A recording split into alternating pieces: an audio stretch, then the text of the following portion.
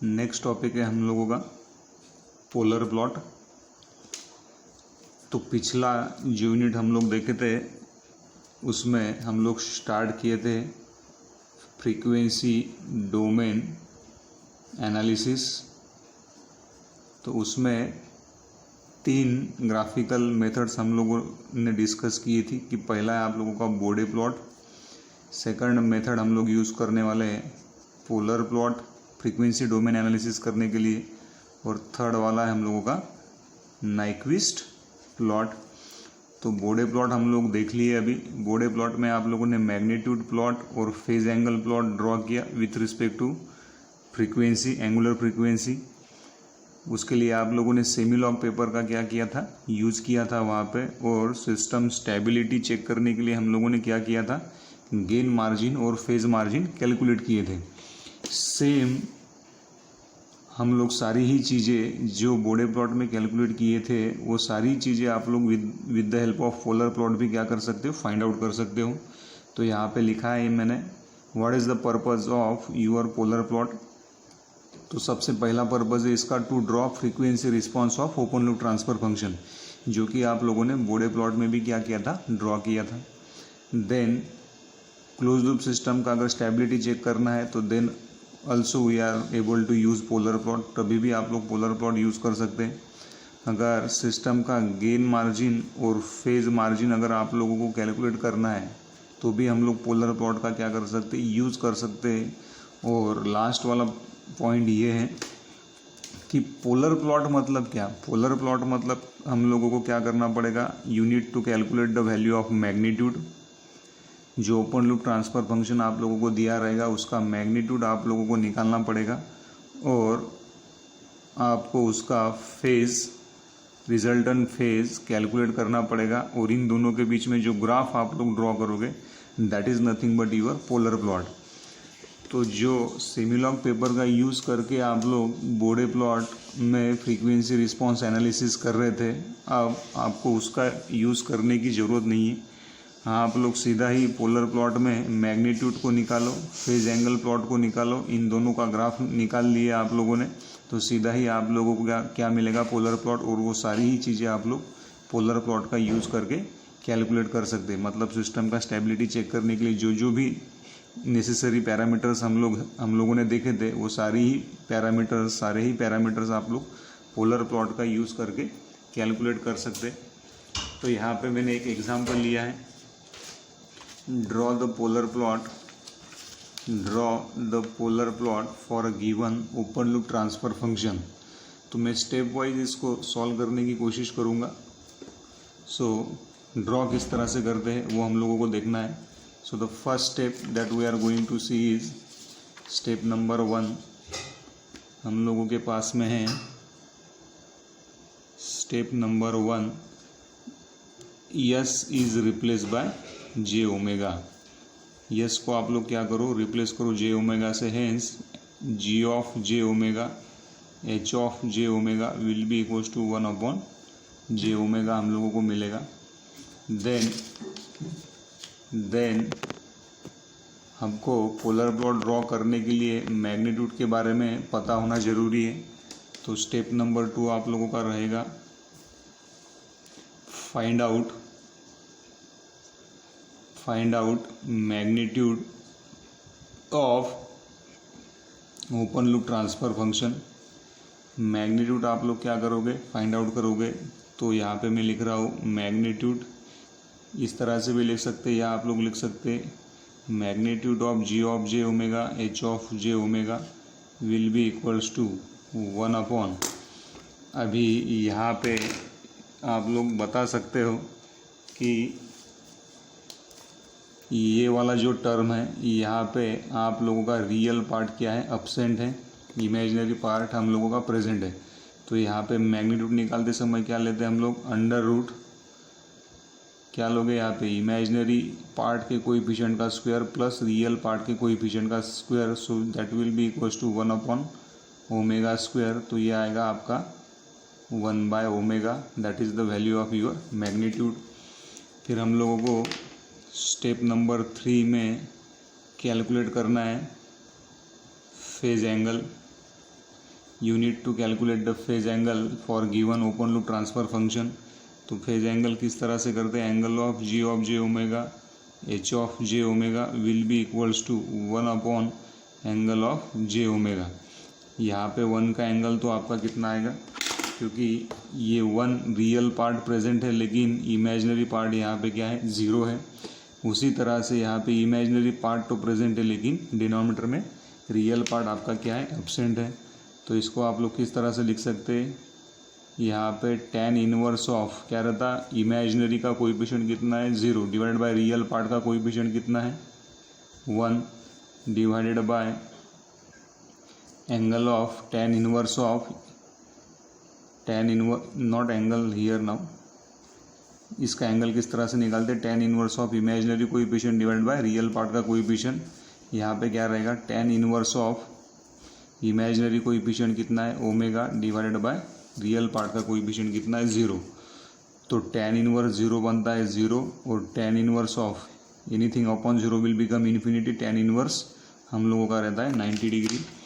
तो ये एंगल कितना आना चाहिए, 0 degree divided by 90 degree. So finally यहाँ पे लिख सकते हैं रिजल्टेंट एंगल एफ आर या angle of G of j omega H of j omega will be equals to, इसको आप लोग ऊपर में लेके जाओगे तो कितना बनेगा, -90 डिग्री। तो ये एंगल आप लोगों को यहाँ पे मिलेगा और ये आपका मैग्नीट्यूड का वैल्यू आप लोगों का यहाँ पे मिलना चाहिए। आप लोग सीधा ही बोल सकते थे यहाँ पे 1 pole we are having at origin. तो एक पोल अगर आपका ओरिजिन के ऊपर है तो आपका एंगल कितना कंट्रीब्यूट करता है, वो -90 डिग्री इतना है। इसलिए यहाँ पे हम लोगों को -90 मिला है, जो हम लोग बोर्डे प्लॉट में डिटेल में देखे थे। फिर स्टेप नंबर 4, ये सबसे इम्पोर्टेंट है हम लोगों का। स्टेप नंबर 4 आपको करना पड़ेगा लो फ्रीक्वेंसी एनालिसिस। अब ये लो फ्रीक्वेंसी एनालिसिस मतलब क्या है, यहाँ पे in low frequency analysis you need to consider the angular frequency omega equals to 0, इसलिए इसको लो फ्रीक्वेंसी एनालिसिस बोला है।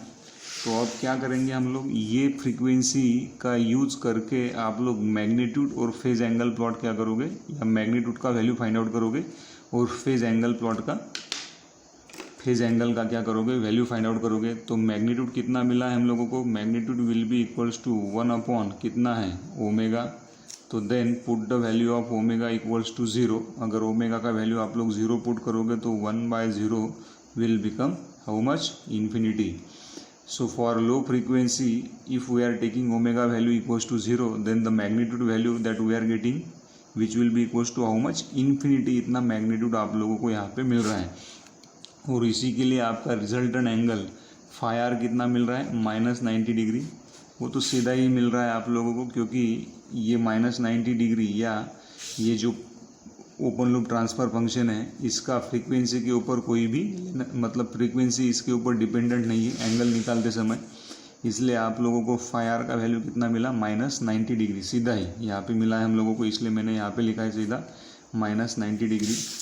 देन स्टेप नंबर 5 आप लोगों का रहेगा, step number 5 high frequency analysis आप लोग करोगे। हाई फ्रीक्वेंसी एनालिसिस में आप लोगों को क्या करना है, your goal is to consider omega equals to infinity. तो हाई फ्रीक्वेंसी एनालिसिस में हम लोग क्या करेंगे, ओमेगा का वैल्यू कितना पुटअप करके देखेंगे, इन्फिनिटी। तो फिर मैग्नीट्यूड कितना है हम लोगों के पास में, magnitude will be equals to 1/ओमेगा। Now put the value of omega equals to infinity. तो 1/इन्फिनिटी कितना बनेगा, 0। तो जब हाई फ्रीक्वेंसी लोगे आप लोग, मतलब ओमेगा इक्वल्स टू इन्फिनिटी लोगे, तो मैग्नीट्यूड का वैल्यू कितना बनेगा, 0। एंगल तो आप लोगों का इंडिपेंडेंट है फ्रीक्वेंसी के ऊपर, तो इस यहाँ पे सीधा ही हम लोगों को -90 डिग्री ही यहाँ पे मिलने वाला है। और फाइनल स्टेप हम लोगों का है पोलर प्लॉट को खींचना। So step number 5 is nothing but your draw polar plot. अब किस तरह से पोलर प्लॉट को हम लोग ड्रॉ करेंगे वो थोड़ा अच्छे से देख लो यहाँ पे।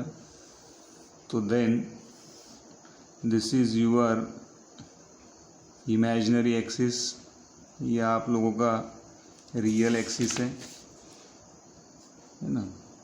और अगर ये आप लोगों ने 0 डिग्री अजम्पशन करके चले तो क्लॉकवाइज डायरेक्शन में अगर आप लोग घूमोगे तो this will be your -90 degree, ये आपका -180 डिग्री रहेगा और ये आपका -270 डिग्री रहेगा। ये कब मिलेगा आप लोगों को? नेगेटिव एंगल कब मिलता है हम लोगों को? नेगेटिव एंगल आप लोगों को जब सिस्टम में इसके बारे में मैं बात करूँगा। अगर आप लोग ये एक्सिस में क्लॉकवाइज डायरेक्शन से घूमें तो आपको नेगेटिव एंगल मिलेंगे। अगर आप लोग एंटी क्लॉकवाइज डायरेक्शन से घूमें तो ये 0 डिग्री का 0 डिग्री ही एज इट इज़ रहेगा। ये आपका +90 डिग्री बनेगा, ये आपका +180 डिग्री बन जाएगा और ये आपका +270 डिग्री बनेगा। तो इतना आइडिया हम लोगों को होना चाहिए। अभी ये जो ओपन लूप ट्रांसफ़र फंक्शन हम लोगों को लिए 1/s, इसमें हम लोगों को कितना एंगल मिला है? लो फ्रीक्वेंसी एनालिसिस किए तब भी हम लोगों को -90 डिग्री मिला है, -90 डिग्री रिजल्टेंट एंगल मिला है। और जब हाई फ्रीक्वेंसी एनालिसिस किए आप लोग, लो फ्रीक्वेंसी के टाइम पे भी हम लोगों को -90 डिग्री मिला। और हाई फ्रीक्वेंसी एनालिसिस जब हम लोग किए तब भी आप लोगों को -90 डिग्री मिला है। -90 डिग्री मतलब कौन सा वाला? ये वाला एक्सिस के ऊपर आप लोगों को क्या करना पड़ेगा? अभी you need to consider this axis only, -90 degree. तो देन जब ओमेगा का वैल्यू आप लोगों ने 0 लिया था तो मैग्नीट्यूड कितना मिला था हम लोगों को? इन्फिनिटी। तो अब ये वाले एक्सिस के ऊपर इन्फिनिटी कहाँ पे दिखाओगे? तो ये वाला एक कोई भी पॉइंट चूज़ कर लो आप लोग। यहाँ पे आप लोग बता सकते हैं कि when omega equals to 0 then the magnitude value that we are getting which will be equals to how much? Infinity. और जब दूसरा पॉइंट आपको ये वाला अजम्पशन करना पड़ेगा, ये वाला क्यों? यहाँ पे ओमेगा का वैल्यू आप लोगों का इन्फिनिटी था और वो ओमेगा के वैल्यू के लिए आप लोगों को मैग्नीट्यूड कितना मिला है? 0 मिला है। तो ये जो पॉइंट रहेगा आप लोगों का जहाँ पे मैग्नीट्यूड इन्फिनिटी मिला, ओमेगा का वैल्यू 0 लिया था, this will be your starting point. ये आपका स्टार्टिंग पॉइंट रहेगा पोलर प्लॉट का। और जहाँ पे ओमेगा इन्फिनिटी लिया आप लोगों ने और मैग्नीट्यूड का वैल्यू जहाँ पे 0 मिला, ये जो पॉइंट रहेगा आप लोगों का this point is nothing but your ending point of your polar plot. तो पोलर प्लॉट आपका कुछ इस डायरेक्शन में क्या होना चाहिए? मूव होना चाहिए। तो इसको दिखाओगे कैसे फिर? How your polar plot will going to move? जैसा जैसा आप लोग फ्रीक्वेंसी को बढ़ाना शुरू करोगे, है ना, 0 से लेके, तो जैसा जैसा इन्फिनिटी की तरफ आप लोग बढ़ोगे तो आपका मैग्नीट्यूड का वैल्यू भी क्या होने वाला है? चेंज होने वाला है with respect to that frequency. तो आप लोगों को ये वाले डायरेक्शन में मूव होना पड़ेगा। तो this is nothing but your polar plot for a given open loop transfer function. तो ये स्टैंडर्ड प्रोसीजर है जो आपको ध्यान में रखना है। हम लोग न्यूमेरिकल में और इसको जैसे जैसे न्यूमेरिकल हम लोग देखेंगे तो और आपका ये कंसेप्ट क्लियर होते चलेगा।